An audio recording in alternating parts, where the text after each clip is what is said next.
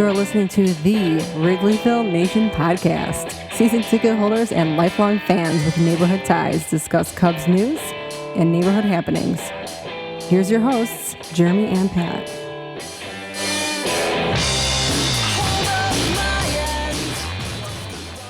Hello and welcome to the Wrigleyville Nation podcast. This is episode 306 of the podcast. My name is Jeremy Deemer and I'll be your host. And I'm joined as always by my co-host. He's my cousin. He's not in Wrigleyville tonight. He's on assignment fighting the hotel Wi-Fi in Denver. Pat, how's it going tonight? I'm mile high tonight, Jeremy. Ooh, I like it. That's what you do. Well, we got a lot of Cubs to talk about.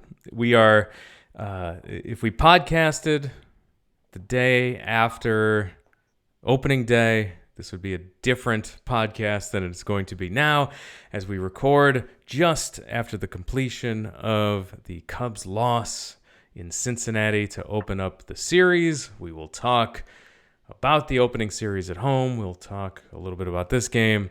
We'll talk about managing expectations of small sample sizes as we dive into the beginning of the Cubs' 2023 season. And to help us unpack all the news of the week, we've got a longtime friend of the show.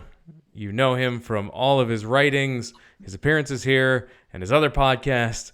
We'll run through all the places you can find his work on the internet later, but right now, let's welcome Matt Trueblood. Thanks for taking time out to talk Cubs with us tonight.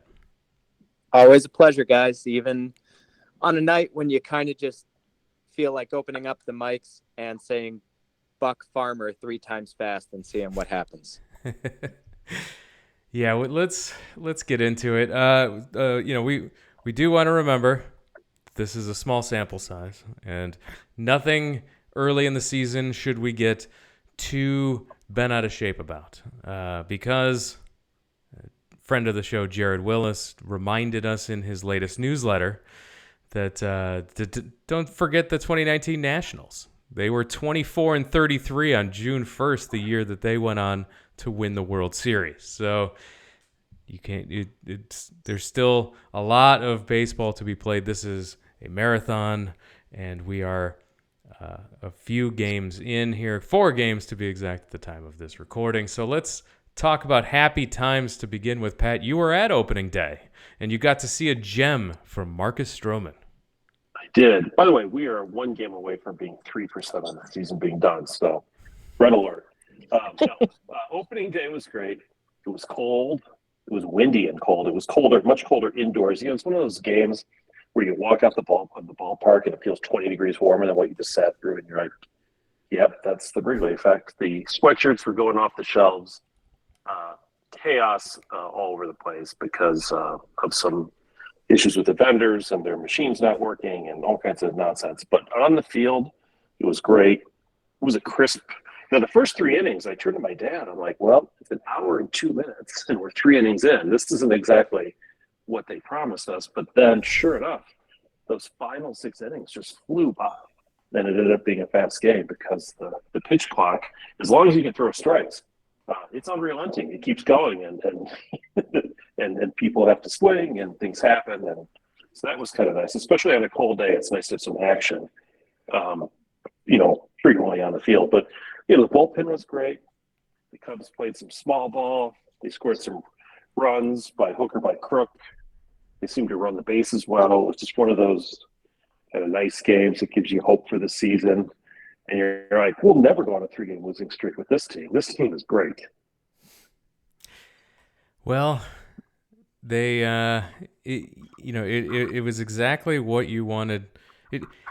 The first 3 games, Matt, to me, really, it looked like a team with all of the expectations that we had looking at this team on paper. Like everything was kind of playing out as we expected, except maybe Dansby Swanson coming out hotter than someone would have guessed. Yeah, it's I think as much as it's hard to tell a single coherent story about the season to date, we saw a little bit of everything good and bad that's going to be for this team, at least for the guys who are currently on the roster, and we can get more into that later maybe. But Thursday, you saw the good vibes version of this team, right? Because vibes are going to play a role in whether this team does anything surprising. If any version of this season that shocks us and involves the Cubs making a push for a wild card spot or even the division title, maybe they're equally likely, is it's going to involve, hey, the veterans, the timely hitting, the energy of a guy like Stroh, who after that 6th inning comes stomping off the mound, pumping up the crowd. That was really cool. And that's the good version of everything, right? Mastrobuoni sliding into home plate, after some hustle on the bases, to score a run and pumping his fist and looking like, he just won the World Series. It was like, that's the fun stuff that you talk about. Yeah. And then the next couple of days were all about seeing what's missing, what vulnerabilities there are, that if your team is built around defense, and especially if it's built around specifically defense and not a dominant pitching staff and defense, sometimes the ball's just going to be in play in a place where you can't do anything about it. Or your third baseman's going to be in right field. I mean, all kinds of strange things can happen, I guess, right? Yeah. And that gets to your point, Matt, about roster construction. Exactly. And so, all of that, plus just the fact that every time this team has fallen behind this year, it has felt like there was no coming back. And a couple of times that hasn't quite turned out to be true, but that is still what it's felt like, just because the lineup has clear holes. David Ross is putting it together in interesting ways. I don't want to say wrong ways. Again, first of all, he's dealing with a less than optimal deck, but secondly, I think he's anticipating making some mid-game changes, so I'm okay with that in theory, but it's not a great lineup in the first place, and then some of the ways that they're assembling it and some of the at-bats that certain guys are taking in key situations are exactly what we expected when we looked ahead and saw, I don't know if this team's going to score enough runs to support even a pretty good pitching and defense infrastructure. And then there are days like these last two where the pitching and defense infrastructure also lets you down. And then there's no path to a victory. Well, and you hit the nail on the head. Like today, watching Tucker Barnhart come up to the plate in a key situation, and Ross goes to the bench and says, "No, Tucker, you're out because you can't hit." And he brings in none other than Yan Gomes, who also struggles to hit, strikes out on 3 pitches. It made me kind of wistful for the idea of having an offensive catcher. I'll tell you that. And for all we talk about how great it is to these defensive catchers, I'll tell you, if ever a team could use some offense from an unusual position, it's this one.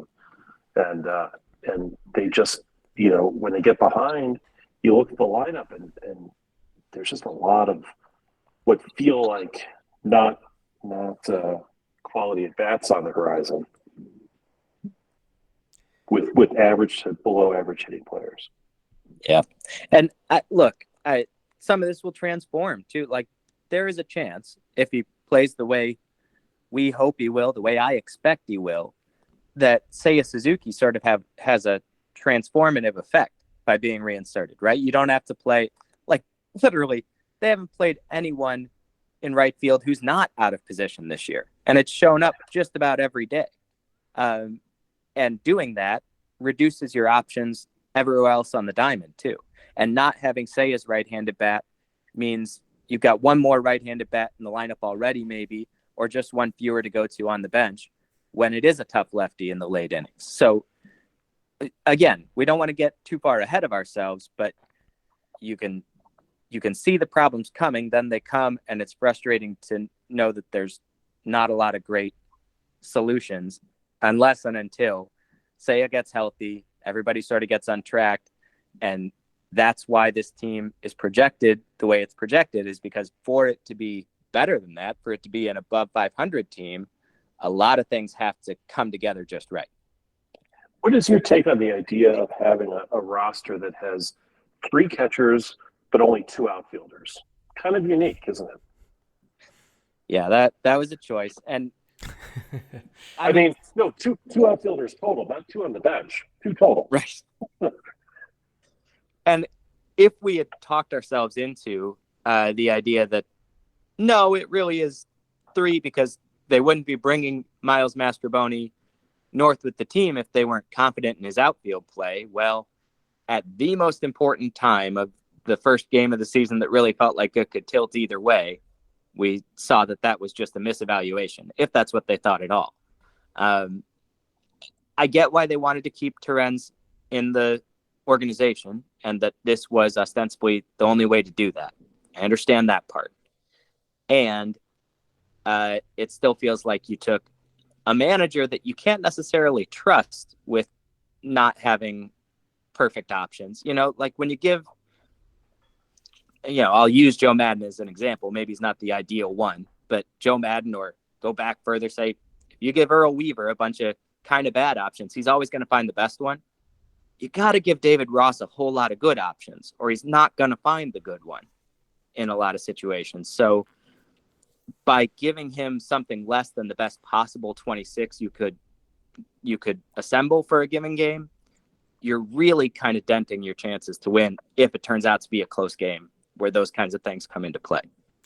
I think that's really interesting that, this is the first time where David Ross hasn't been fielding a bad team with expectations of being bad. Here, his decisions can impact a game that the Cubs could be competitive in, and like we saw already this weekend. Pat, what do you think? We'll start with you. I do want to hear from Matt too. What are the expectations on David Ross this season? What should we be looking for? Well, I mean, my expectations were for the Cubs, and I was a little bit less optimistic than some. I think in our opening pre-season podcast, I said if we could win 75 to 77 games, that's kind of where I thought they'd be. But it'd be nice if they could get to 500.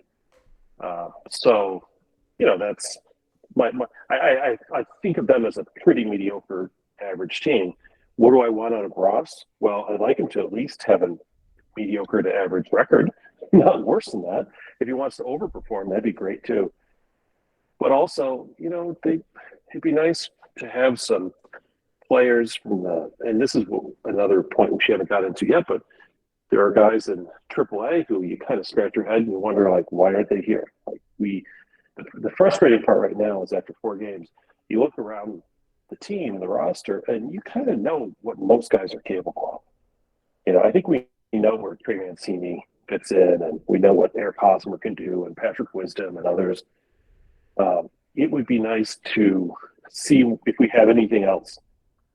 And they were very reluctant to bring up several of their players who we were hoping to see. Now, Hayden Wesneski, he'll pitch tomorrow, I assume, and that'll be a nice thing to watch because that's sort of a future piece. But if we're going to muddle through another season where we don't make the playoffs, I certainly don't want to do that without having anything to show for the season in terms of development of younger players.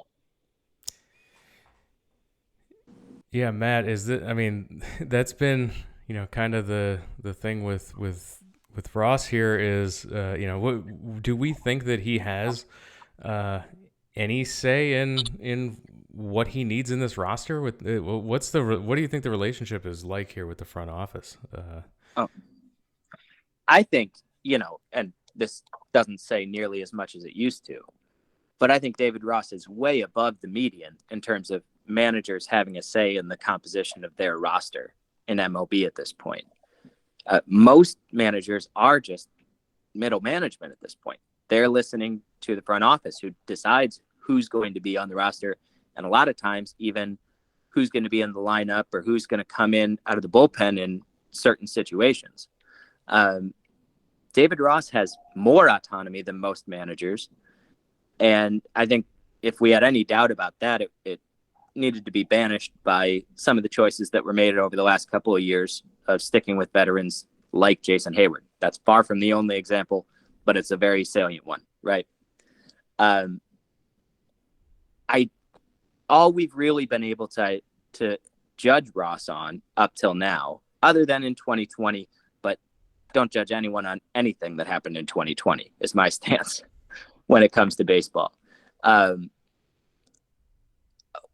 these last 2 years, we've only been able to judge him on player development, on managing the clubhouse, on bringing along guys and setting this team up for the future, maybe on getting the most out of pitchers like Ryan Tepera and Andrew Chafin so that you can trade him, right? That's a totally different thing than now, when even if you don't expect this team to win this year, expecting them to win a lot this year would be unfair. But they've switched to a mode where we're hoping that they will win this year. And so you should be judging Ross based on whether he's making good decisions, having good conversations with the front office that net him the best possible players and options, and then deploying those options as well as possible within games. That's where the measuring stick needs to be right now. If it's not, that's a separate and much larger problem. But I think it is. I think that's how we judge Ross this year. And so far, he's not passing that test for me. Eric Hosmer has been, he hit the ball real hard tonight a few times, and that's great. And also, he's been atrocious. And I don't just mean at the plate. He nearly killed Marcus Stroman once, almost twice, just on opening day. Tonight, he over-pursued a bunt. It was a terrible decision. That is exactly what you brought Eric Hosmer in to avoid. The only good story you can tell that makes having signed Eric Hosmer in the first place a sound decision, other than off-field clubhouse stuff we can't see, and I acknowledge that matters, on the field, Eric Hosmer is supposed to be the first baseman who, even if he's not as good as he used to be defensively, is smart enough not to go charging at a bunt he had no prayer of getting to and create an extra error and lead to a run for the other team in what ended up being a one-run game. Those are terrible decisions. And it's a terrible decision to have him on the roster if he's going to play like that, which he did all spring too, by the way. There were lots of mental mistakes at first base from Eric Hosmer throughout Cactus League play. He's brought it right into the regular season. They're still playing him at first base every day. And again, it's 4 games. I am overreacting. I can hear it in my own voice. But if we're judging Ross on, are you making the best choices to win games for your team? That's a failure. That Eric Hosmer is here because he has a say in that. And it's a failure that Eric Hosmer is playing so much and being entrusted with first base when that's not working. And he's also not making great choices in terms of pitcher usage. Leaving Assad out there, sending him out for a second inning in game 2, didn't love it. Pulling Jamison Tyone after 4 innings yesterday, I did not love. He obviously wasn't looking great. He wasn't locked in the way you'd have loved him to be, but you stretched him out in spring training such that he could have gone more than 63 pitches. And there's a knock-on effect in, okay, you took him out after 4. Well, you had to get 5 innings out of your bullpen yesterday. That had to slow your hook down on Drew Smiley, who looked pretty brutal tonight. And before you could get him out of the game, he gave up what turned out to be the decisive homer. These are avoidable mistakes. Didn't that feel almost though like, I don't know, I don't want to be too pessimistic about it. It had that feel of a 1980s baseball game where it's like, well, if he can just gut it through the 5th, he can pick up the win because wins are important stats. Because there is no reason why Smiley should have been out there in the 5th inning. He threw a lot of pitches. He had people on base all the time. That's the time when I would like to go to a relief pitcher when you have a 3-run lead in the 5th inning, frankly. I didn't get that. And I was at the game, Sunday's game. Was that only yesterday? I guess it was yesterday. And while it wasn't all Merriweather's fault, the walks and bloopers and just, I was sitting sort of in the Patrick Wisdom area of the outfield, and there was one ball that kind of hung up a little bit longer than people, I think, thought it would. But since he was just kind of lightly jogging to begin with, it didn't really matter. It still, it was going to bounce in front of him, although it didn't have to, I don't think. But, how do you, and it's always easy to say after the fact, well, you should have done this or that.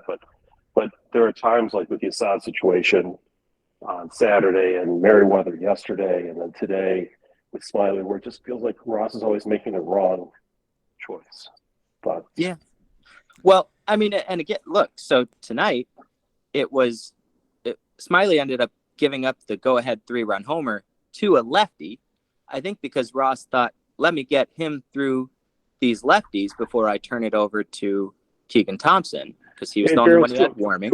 Borderline AAA player at that too. So it wasn't like the lefty was, wasn't Joey Votto or anybody, right? It was former Cubs prospect, 27-year-old, journeyman who you wouldn't expect to. Was that guy Jason? What's his name? Bossler. Yeah. Awesome. Yeah. So I mean, yeah, he probably thought he could sneak it by through him because the guy's not exactly a fearsome hitter, but but false. To go back to what you said too, it did feel like he was trying to get him through the fifth. I think David Ross is smarter, and we've seen indications in the past from him that he's smarter than this, than to manage to the win statistic in that situation. But I think he was managing, again, to the fact that if I can get an extra out or two out of him tonight, that is huge for me because my bullpen's a little worn out.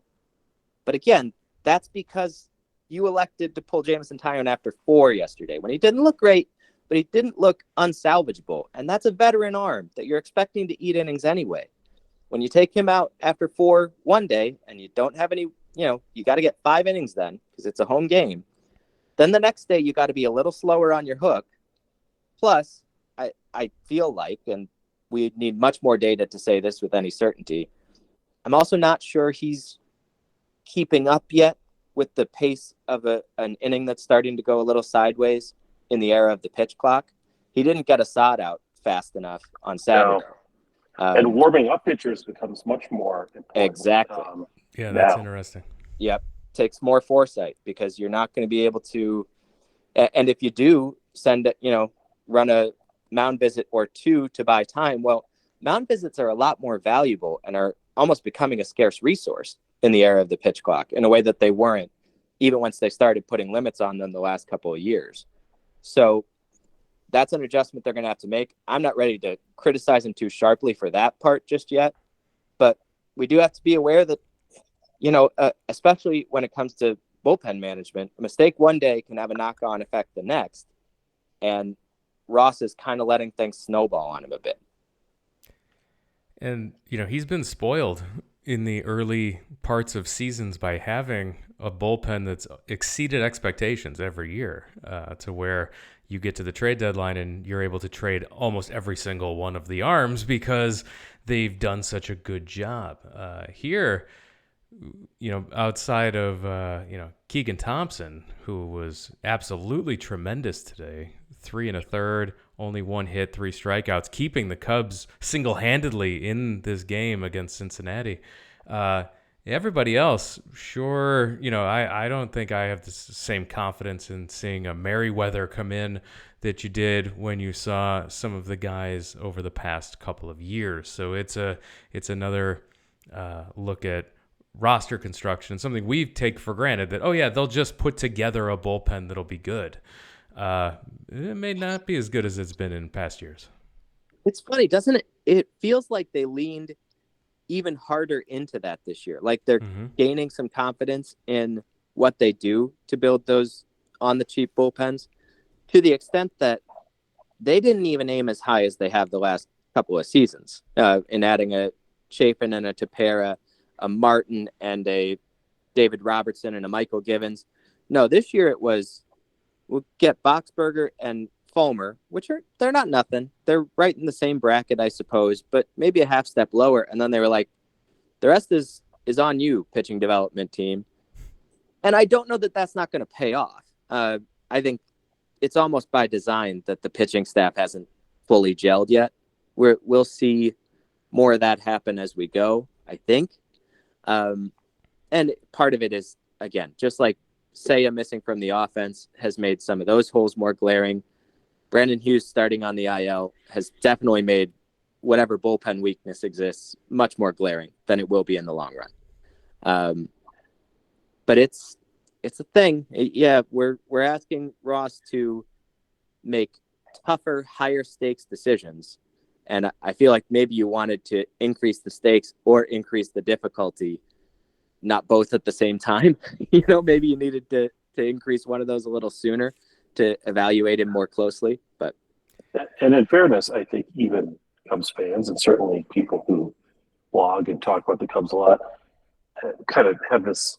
I've seen over the winter this very confident attitude that, well, they'll figure it out, and they always do, and the Cubs bullpens are always good, even if the players don't look that impressive on paper before the season starts, and I don't think we should be quite that cocky because things sometimes have a way of turning out the other way too. I don't, the Cubs have also brought in guys who did quite poorly, so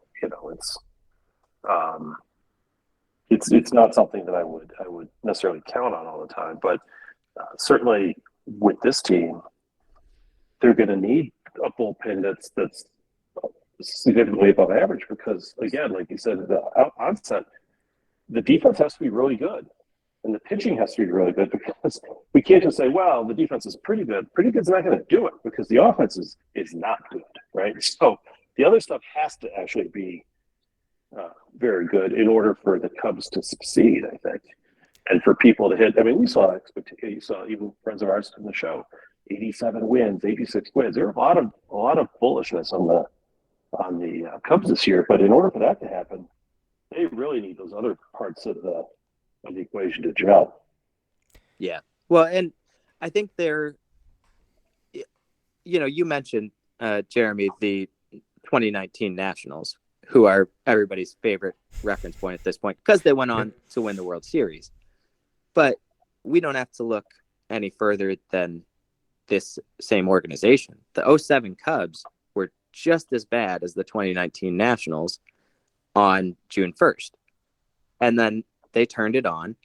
And some of that had to do with recovering from a hangover. Sure. Yeah. But just a lot of guys who weren't part of the equation in the early part of the season, or were a different part of the equation than they eventually became. Carlos Marmol evolving into a massive relief weapon didn't happen right at the start of 2007. There were guys coming up from within the system, not guys who in 2023 we would expect to be high impact players, but Ryan Theriot, Mike Fontenot, late in the season, Giovanni Soto, these guys had their ways of having an impact. That's what a version of this team that goes on to be any good does too. It's not quite as dependent on those things, but those were role players too. I think the version of this team that ends up good probably has a Jeremiah Estrada or a Cam Sanders or even a Brendan Little or someone further off the map. Maybe Nick Birdie finishes his comeback and comes up to the majors and is throwing 102 in the ninth inning by August. Someone like that becomes the relief ace. And it's not just about, they're not just good in the sense that the Cubs have been able to count on guys like Michael Fulmer or David Robertson being good, but they're also missing a ton of bats. They have that high intensity stuff that has been missing even when the Cubs have been getting good results recently. And they're kind of counting on the same good breaks on the positional side. I think a version of this team that makes a lot of noise involves either Christopher Morel learning to get his swing started sooner and actually make contact on fastballs, or it involves Matt Mervis knocking Eric Hosmer out of the way and knocking 20 homers over the fence, or it involves Brennan Davis coming up and finding a role rotating through the outfield and DH and being really good. So all that stuff is still, if it's going to happen, it wasn't going to happen right by now anyway. But we sure are seeing right away what the version of this team that doesn't meet people's rising expectations looks like. And that can be frustrating. Lest we forget, the Cubs on July 28th of 2015 were 52-47. Yeah. And then they went 45-17 the rest of the way.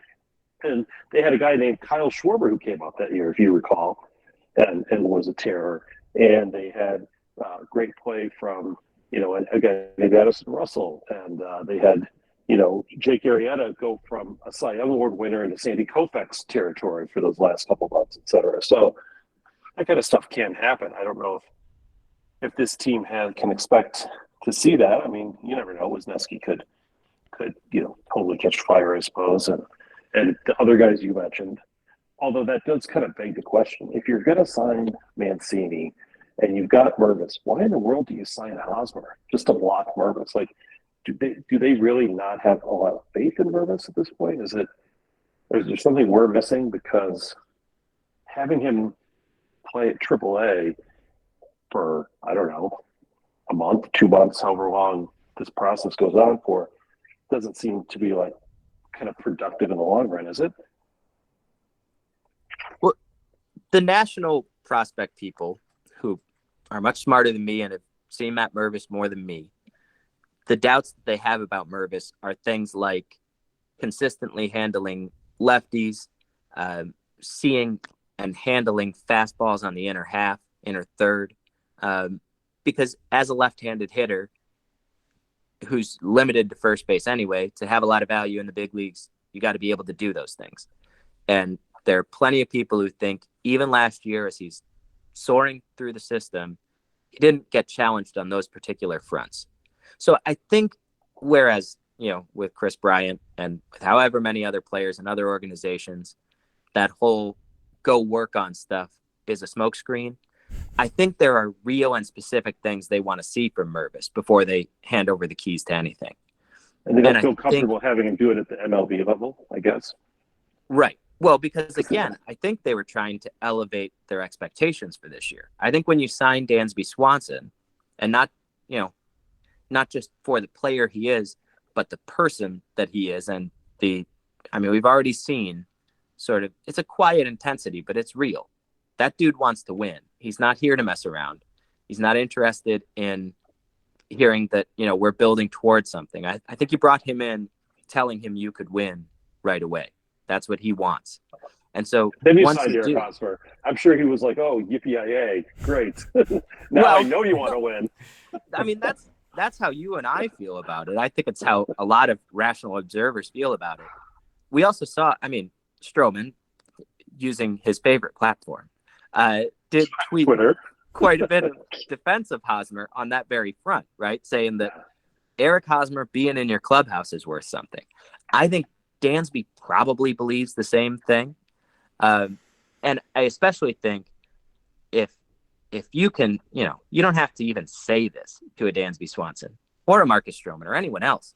These guys are smart. They know how the business works. You can sign Eric Hosmer and let everyone just kind of observe, oh, and Matt Mervis is still part of this organization. We might not have Eric Hosmer around all season.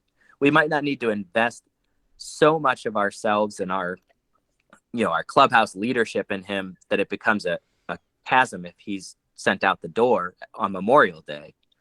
But he can be a good placeholder because he is a good leader, because he's a veteran influence, because he gets along with these, Jan Gomes and Marcus Stroman, because they go way back. And most importantly, he's positive, even if it's in the short term, because then when the time comes, they're going to cut it. Now, our question, having watched the last several years of this team, is when the time comes, are they really going to cut it? Are they really going to give Mervis that shot? Yeah. The thing that I've enjoyed about Dansby Swanson in these first few games is the defensive spectacular plays he's made has been fantastic, but he's starting the season on fire at the plate offensively, and I'm just not used to seeing a guy sign a big contract and not come out and struggle out of the gate. It always seems that's anytime the Cubs sign a big free agent, a big ticket, it's a struggle for that first month or so of the season under the pressures of a new deal and a new town. And here's Dansby Swanson saying, I've got this. And he's just been absolutely fun to watch so far and definitely the positive here. I couldn't imagine if he started in a slump what these first 4 games would have looked like. Yeah, it probably, record-wise, look a lot the same. A lot the same. But it does, he has improved the vibe because the defense, it's really good defense. Physically, he's making awesome plays. But I am watching and just marveling at the mental part of his defense, the intelligence of, he threw out a runner who was trying to advance on a ground ball to the left side tonight. Well, that's pretty basic stuff, but he did it smooth and confident. Threw out a runner at the plate. Again, no rush. His internal clock, people talk about internal clock with infielders all the time. Half the time, they're just looking for a way to compliment a guy they've already convinced themselves is good. Dansby Swanson genuinely has an awesome internal clock. He kind of needs it because he doesn't have an elite arm. And now that shifts aren't allowed, you need, if you don't have an elite arm, you'd better have a really quick release because you're going to be getting to more balls on the slide, on the dive, on the run, and just need to get rid of it, get it in the air, and it's still got to be accurate. But he's doing all that stuff, and it has been very impressive. And I think that's why he's also been successful at the plate, because he's always anticipating. And I know he's not a big fan of the pitch clock. He came out and, he gave a quote like, "I'm not going to criticize it," during spring training, but you could tell that's exactly what he wanted to do.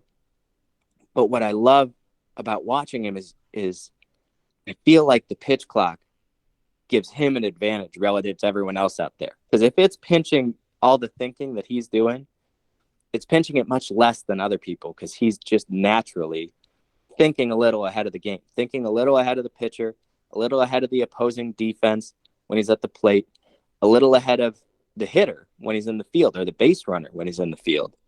Now, there's going to be, we've been told by how many, people who have observed the Braves over the last half decade, there are going to be stretches when it almost looks like the opposite's true, when he kind of goes into big slumps.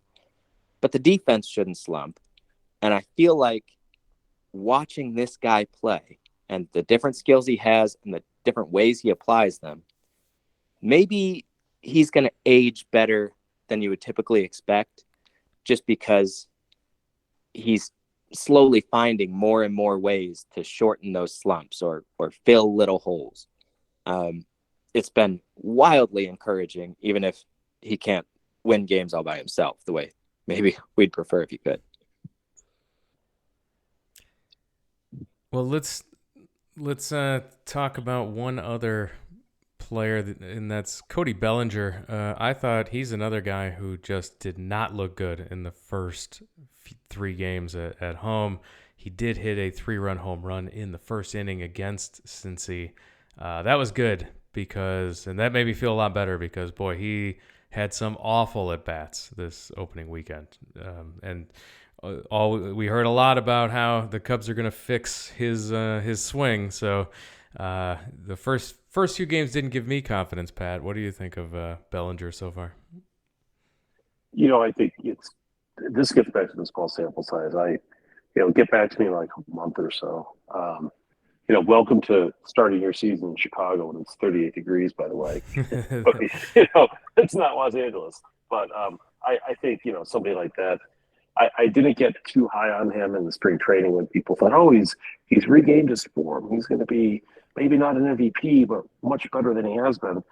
And I was like, yeah, we'll see. And now people are like, oh my God, he's terrible. And I'm like, yeah, who knows?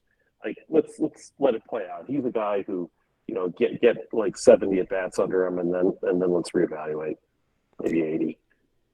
Yeah, absolutely agree. Small sample size, but man, there's nothing worse than coming out of spring training and hearing, how many times do we hear how Jason Hayward was fixed in spring training, and here we go to the regular season. So I guess what happens though is it gets magnified because when you're on a team that doesn't have a lot of good hitters, and you have one position, i.e. catcher, where you have no ability to hit the ball, and then others where you're below average vis-a-vis the league.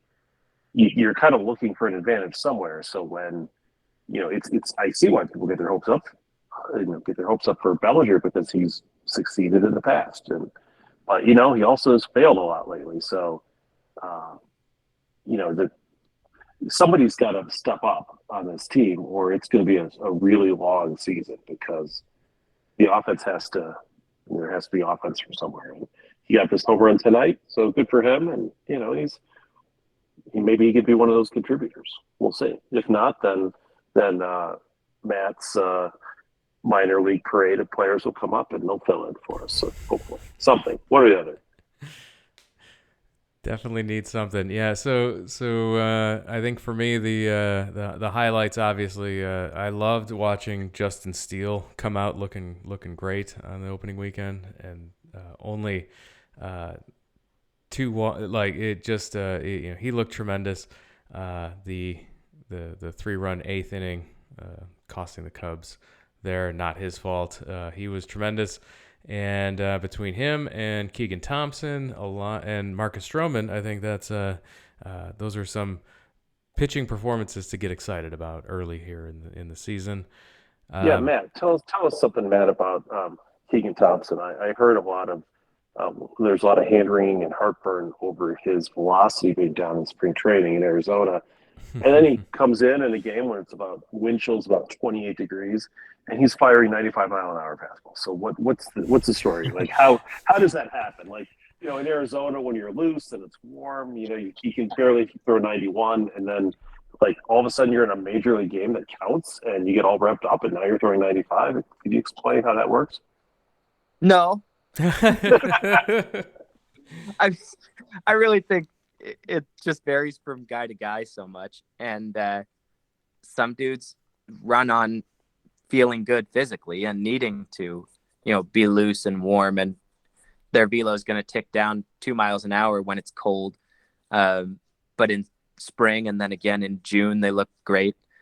I think from everything we can tell, and, it's just little body language things, like the way he chomps on, is that gum or chewing tobacco? I don't care. He's really going. He's really going to town on it, though. I think maybe he's just one who runs a little more on adrenaline than on fluidity and mechanical efficiency. But that's strictly a guess. It is a good reminder that a little bit of getting to see every spring game and even having StatCast data from some spring games, it's a blessing and a curse, because we don't know nearly enough about how these guys get ready, when they get ready, or what makes them ready. So,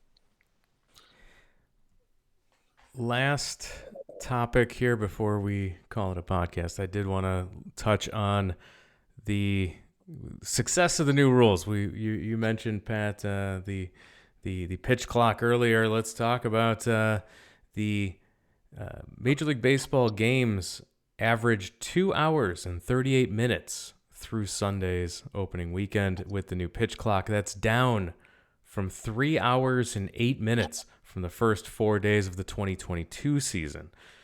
So that's a significant amount of time, a half hour saved with the pitch clock. Are we still pro pitch clock? I know that I am. Are you guys still pro pitch clock here on this podcast? Go ahead, Pat.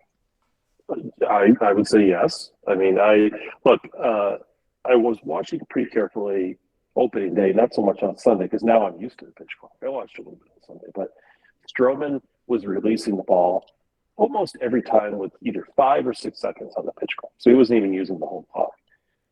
And he was in a rhythm, and he was kind of in his, and I was joking with my dad. I'm like, if Greg Maddux were here, there'd be like 19 seconds on the pitch clock when he released the ball, because he used to like to just get it out of there. I think for some pitchers, though, it's going to be more challenging. I noticed that Lauer from Milwaukee was just starting his motion at like 1 second, a lot. So he was taking his time. And there was some discussion online somewhere about the idea that when pitchers have more time between pitches, they can maximize their effort because it gives them a little bit more time to recover.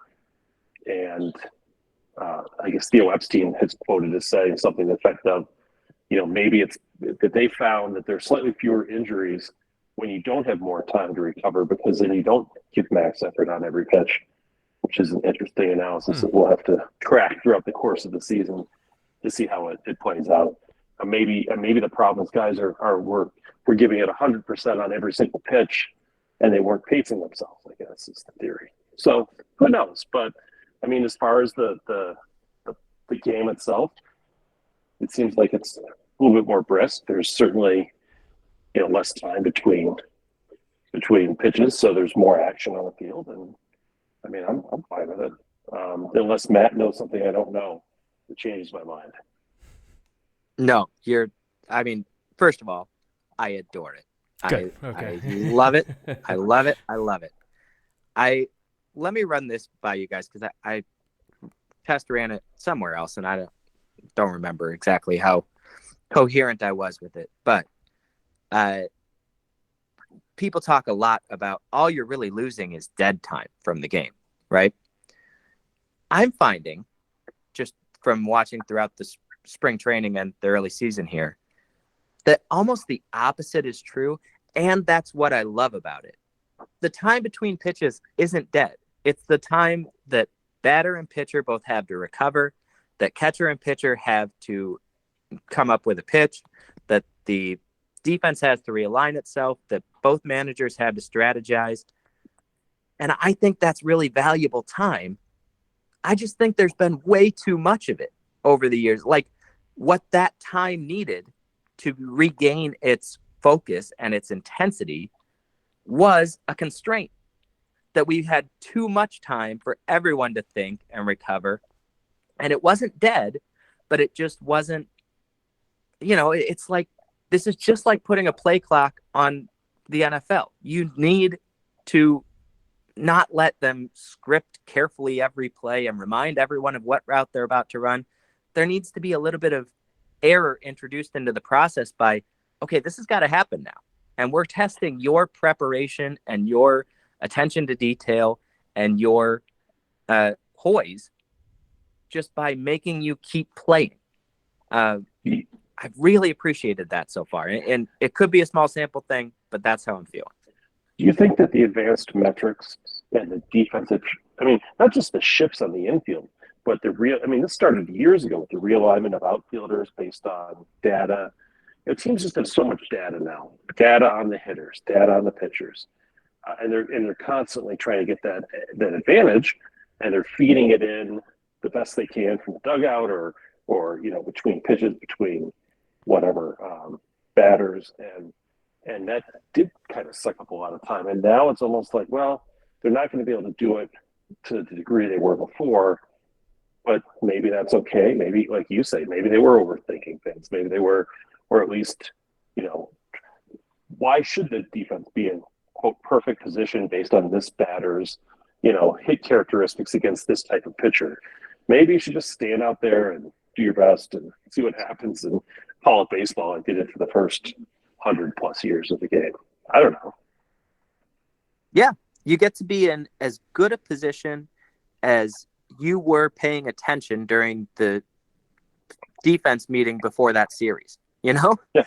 It's part of it is, and I know Effectively Wild, the Fangraphs podcast, has talked about this in the past, taking some of those things that had slowly become more and more in the hands of managers and coaches, waving guys back a step, now over a step, now back another step, taking it out of the coach's hands in the game, in the moment, and saying, you had your chance to prepare before the game. Now the game's happening. How about the guys on laptops in the basement of the stadium who are feeding the messages to the coaches to tell them what to do, that kind of thing. Exactly. And look, this is and we got into the whole sign stealing thing, right? Is just sort of, just yet another offshoot of just being able to analyze more and having more time to do it. I would imagine it would be much harder to steal signs when you only have seconds to do it. Yeah, just thinking that. That's how much time they had. Yeah, they could steal a sign, relay it, hit a trash can, interpret the signal, and then that's how much time we were talking here. Christian Yelich used to be able to step out of the box and look down and get all the signs and hit 40-some home runs, and now he can't. Obviously, clearly, he can't. Definitely can't.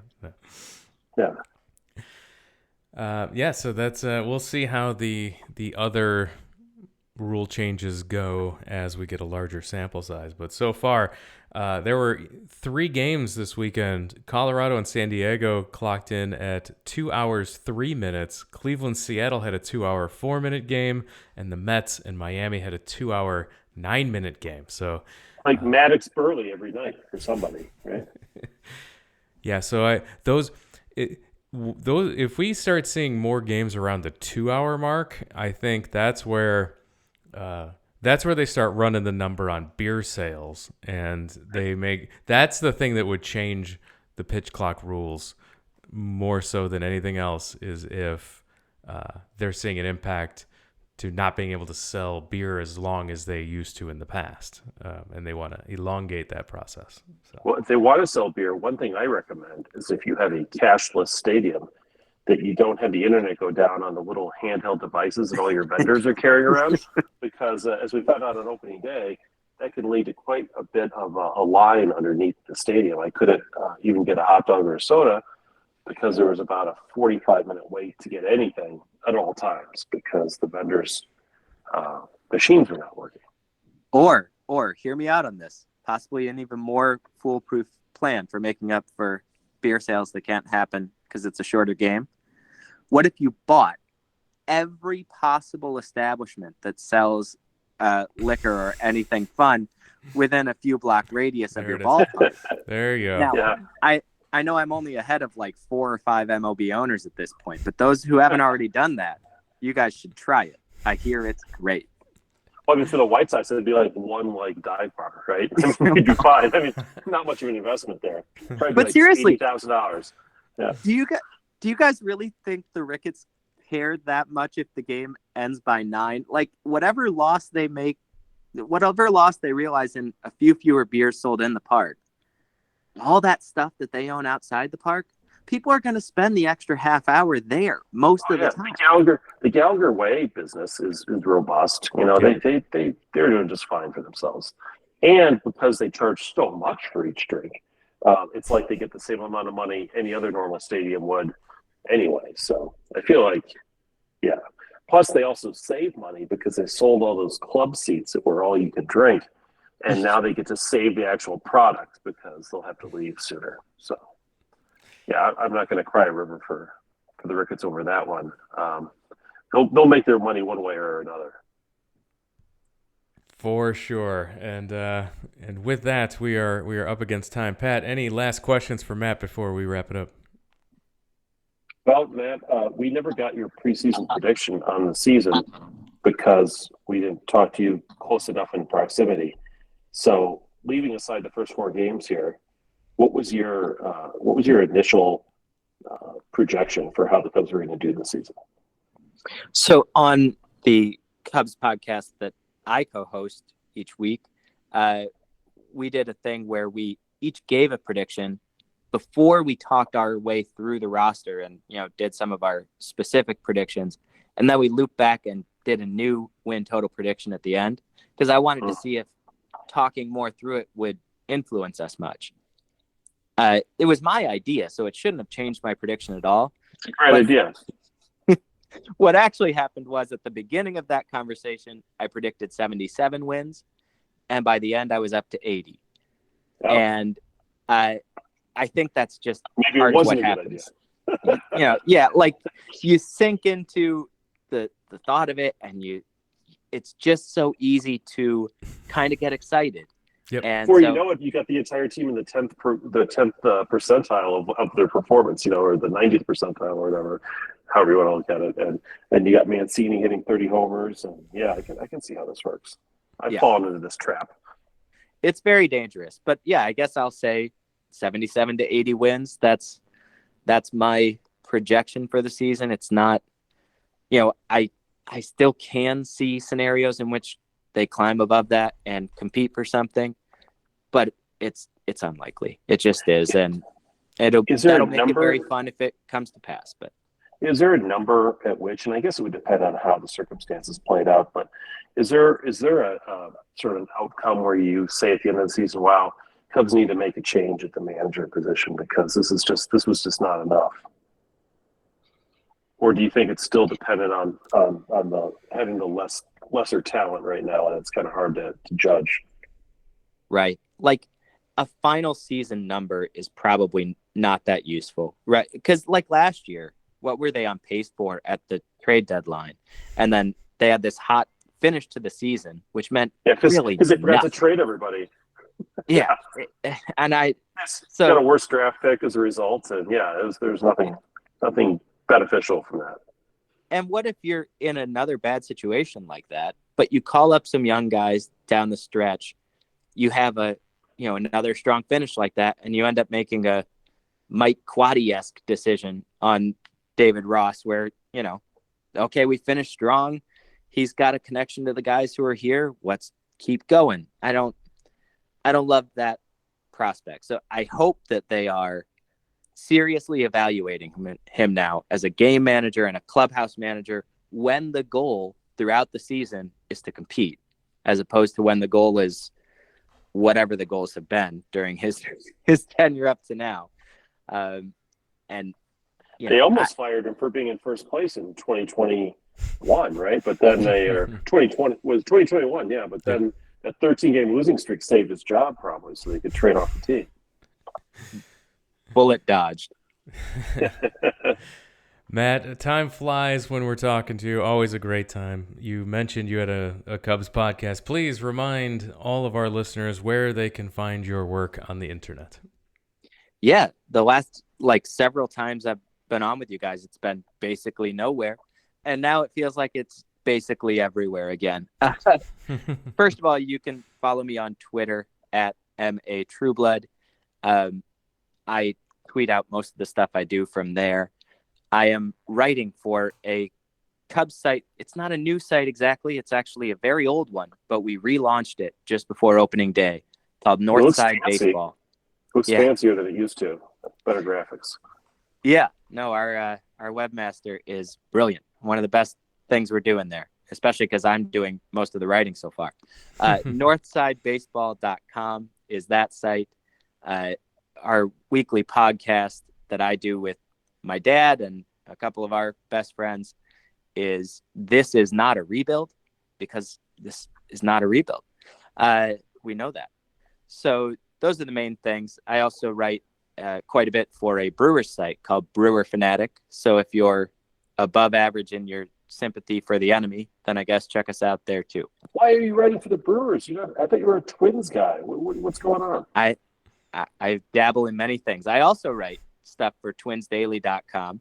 That is just for the caretakers there. It's like a premium program. So Twins fans too. I try and please everyone. Wow. That's something I've done since I was little and end up pleasing no one, That was it your idea to do a flyover at the Brewers game today with the roof closed? Is that your idea?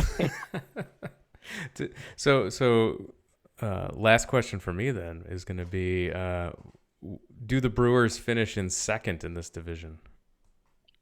I do not with that wonderful lineup that they have. It's a funky lineup. Very, very interchangeable parts. Anyway, we don't need to go on a whole Brewers discussion. I picked the Brewers to knock off the Cardinals this year and finish first in the division. Finish first. So, wow. Yeah, okay. that's my prediction. Starting pitching, is that or am I missing something else? Largely, but we saw a good chunk of Garrett Mitchell, Joey Wiemer, Bryce Terang. I think they're going to surprise some people with the potency of their offense, just because it can do a whole lot of different things. That's a little less true because they already lost Luis Urias for a good stretch, but they've got those young guys already. William Contreras, if he can ever get the ball off the ground, hits it very hard. They've got some left-hand power. That's 30 home runs, right? Yeah, well, in theory. And you've got that league average outfielder. What's his name? The guy who they have for the next 6 years. I'm not sure I'm allowed to join you in ragging on him at this point. I think you were there when I put the curse on him, though, weren't you? Several years ago. I take a lot of pride in that. Yeah, I know how you do. That's Well, Matt, thank you. It's always a great time, always a pleasure. You can follow us on social media as well, Twitter and Instagram at WrigleyvilleNat, Facebook.com/WrigleyvilleNation. And you can tell your Cubs fan friends about this podcast. Show them how to subscribe to the podcast. We're on all podcatchers of choice, whichever one you prefer. We're on there. Go ahead and throw us a subscription. If you prefer to consume your podcast via YouTube, we have a YouTube channel there as well. You can start throwing subscriptions there. We will eventually get video over there. So right now it's audio only. But if you want to consume your podcasts, anytime people throw us a subscription on either a podcast platform or YouTube, it helps us work the algorithm so other Cub fans can find the show. And if you want to support the show and keep us ad-free, that's where the hardcore fans are and the hardcore listeners of this show over at our Patreon, patreon.com/Wrigleyville Nation. There, they keep this show ad-free for everyone because they support the show financially. Every single penny goes right back into the show. And we are able to be ad-free going into this is our 5th year of not running ads. So we appreciate it, and we will continue to come out every single week. So make sure you're subscribed every single week during the regular season as we continue on as the longest running Cubs weekly podcast here. So we have to keep that going for the rest of this season for sure. So with that, we're going to wrap it up. We're going to call it a podcast. Pat, thank you for joining us. Safe travels. Jeremy, your moment of zen. Although Christian Yelich should not hit into his 100th career double play today, as I was hoping when I saw he was over 4, he did strike out all 4 times. So I'll leave on that note. Thanks again, everyone, for listening, and we'll talk to you again next time.